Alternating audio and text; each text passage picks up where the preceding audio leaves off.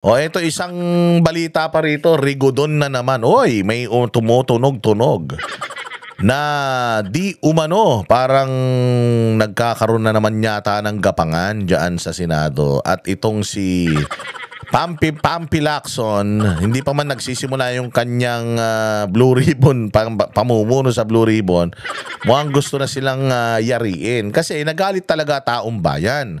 Imaginein mo naman, ang ayos-ayos ni Chis Escudero na Senate President, tapos abogado pa siya.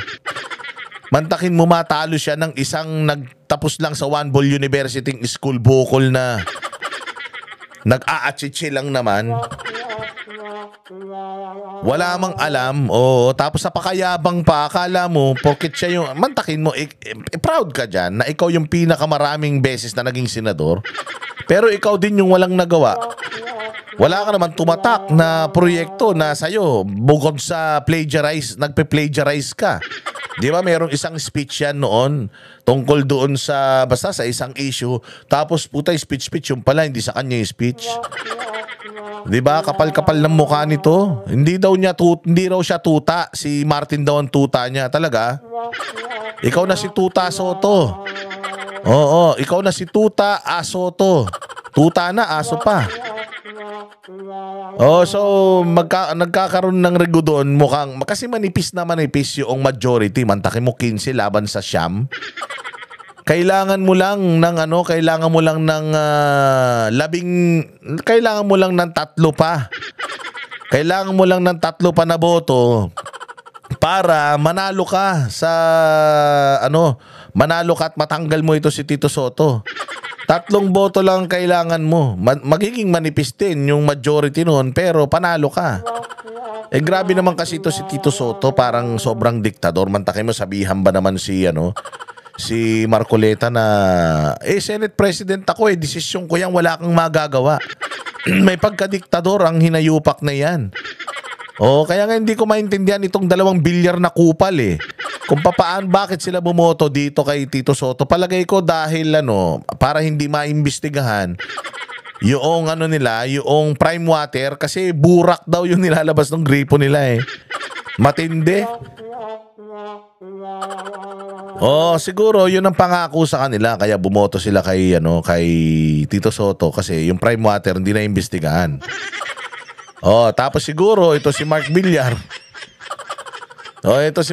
Siguro iniisip niya rin yung negosyo ng pamilya nila, kaya kasi lagay kayo ng lagay na magkakapatid Pinaglalagay niyo mga magkakapatid tapos magrereklamo kayo. Ito si JB Ayers, ito alam na natin yan na kupal talaga yan. Na may galit yan kay Jinggoy. Baka nga imbis na pinagtatanggol niya si Jinggoy, sa nakikita ko parang baka ididiin pa niyan pero itong 2 tulpo, tingnan mo yung 2 tulpo, bumoto kay Tito.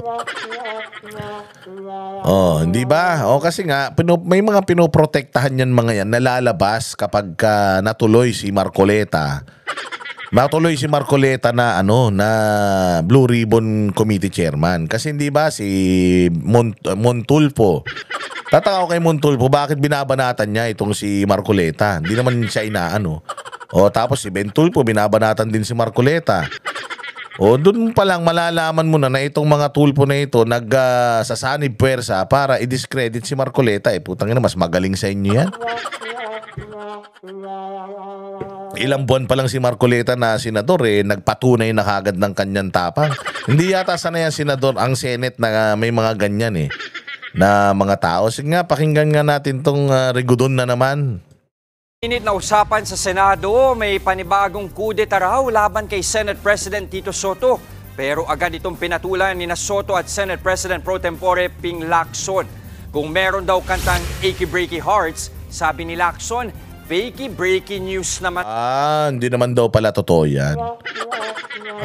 Hindi naman daw totoo yan. Achy breaky hearts. So, inaasar nila yung mga yung mga nagagalit na mga Pilipino dahil pinalitan si Marcoleta.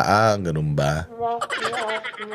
Ganun ba? Tingnan natin kung tatagal din kayo sa pwesto, kasi kung papaano nyo ginapang yung pwesto, sigurado ako, mas madali yan mawawala sa inyo kasi puro pangahayop yung pinapakita nyo ang binitawang salita doon sa kabila, actually ang binitawang salita, yung Congress, si Zaldico, si Romualdez, sila ang may pakana ng mga corruption sa Pilipinas. Tapos ang pinalitan, Senate President at saka yung Blue Ribbon Committee.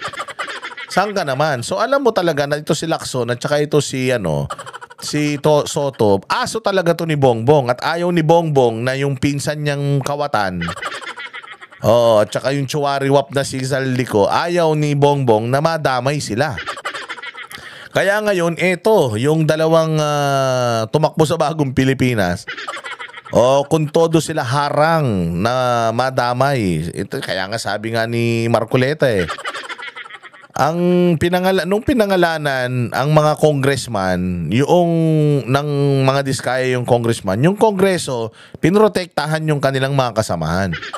Samantalang nung dyan sa kongreso, si Bryce may sinabi tungkol sa mga taga-senado, etong mga magaling na mga senador na ito, parang mas pinrotektahan pa nila yung kongreso. Kaya sa mga bumoto dito kay Tito Soto, humanda kayo kasi ang traidor yan. Ang ahas, kahit nadamitan mo ng ibang costume, ahas pa rin yan. Manunuklaw yan. Kaya antayin ninyo pag kayo na tinuklaw. Sige. Tawag sa balitang may rigodon na naman sa Senado. Banggit naman ni Soto sa kanyang Twitter, very devious o mapanlihis daw yan. Ano raw bang kinatatakutan sa kabila? Wala. Actually, ang may kinatatakutan nga kayo Oo kasi nakakapagtaka lang Tito Soto. Maganda naman yung tinatakbo ng Blue Ribbon Committee. Bakit pinalitan mo si Marcoleta? So sinong merong pinagtatakpan? Si Marcoleta o kayo? Kasi kahit anong dikit ninyo nitong flood control issues na to sa mga Duterte, malabo Well documented lahat ng mga proyekto ni Pangulong Duterte noon at pati yung kanyang mga expose patungkol sa mga corruption sa DPWH, well documented din. At saka si Pangulong Duterte, meron siyang binuo na grupo ng Presidential Anti-Crime Commission, PACC. Binuo niya yung para labanan yung korupsyon na tinanggal ni Bongbong Executive Order 01. Yaang PACC na yan. So, ibig sabihin, umpisa pa lang, magnanakaw na sila. Mantakin mo, tinanggal nila yung komisyon na mag-iimbestiga o magbabantay sa corruption sa Pilipinas.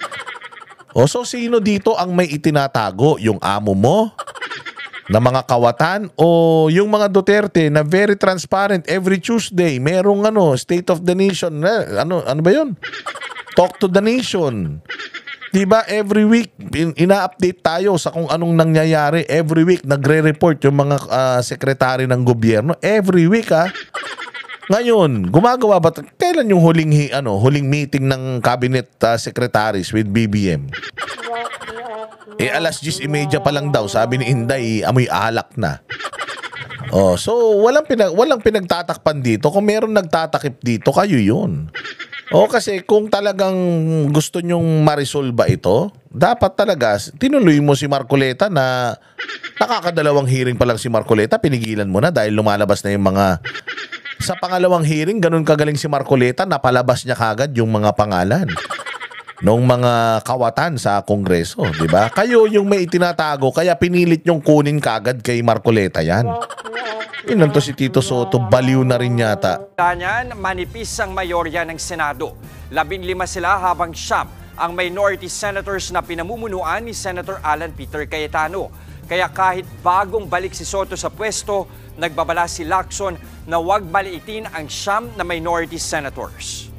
Mga kapatid, Jess De Los Santos po, ang inyong kasangga sa paghahatid. Ayan, si Jess De Los Santos. Ayan. So, yun nga yung balita na yan na fake news naman daw yan. Pero, katulad ng sinasabi natin, manipis ang majority at 15. Kailangan lang nung minority ng 3 additional votes. Makukuha na ulit yan nila kay Tito Soto. Pag nabawi nyo nga kay Tito Soto, gawin nyo na lang siyang leader ng mga janitor dyan sa Senado.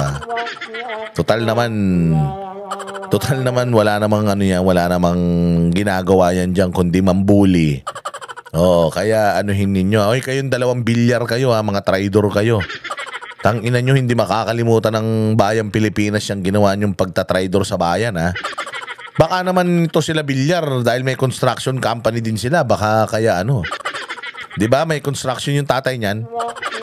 Baka kaya kayo kinakabahan dito sa mga hearing ng Senado. Baka madama yung mga project ng 2022 to 2025 Baka madama yung mga kumpanya ng tatay nyo Oh, tingnan lang natin.